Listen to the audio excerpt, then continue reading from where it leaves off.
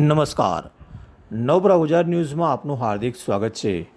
તારીખ 22/6/2025ના રોજ રાજકોટ ખાતેથી ભારતીય નાગરિક સુરક્ષા સંહિતા તથા પોસ્કો જેવા ગંભીર ગુનાના આરોપીની ધરપકડ ગોત્રી પોલીસ સ્ટેશન વડોદરા દ્વારા કરવામાં આવેલ, જેને આજરોજ નામદાર વડોદરા સેશન કોર્ટમાં જામીન અરજ ગુજારી વિદ્વાન વકીલ શ્રી દિવ્યાંગ પાંડે દ્વારા દલીલો કરવામાં આવેલ.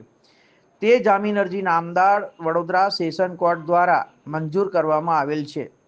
એ બાબતમાં કેવું છે કે તારીખ 21/6/2025ના રોજ ફરિયાદી દ્વારા ગુમ થયેલની ફરિયાદ ગોત્રી પોલીસ સ્ટેશનમાં નોંધવામાં આવેલ હતી.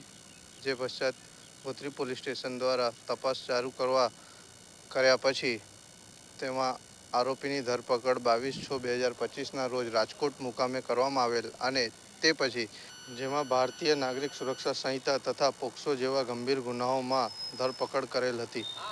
તે પછી 23/6/2025ના રોજ તેને નામદાર વડોદરા સેશન કોર્ટમાં રજૂ કરવામાં આવેલ. તે પછી નામદાર વડોદરા સેશન કોર્ટે જ્યુડિશિયલ કસ્ટડીમાં મોકલવામાં આવેલ હતો.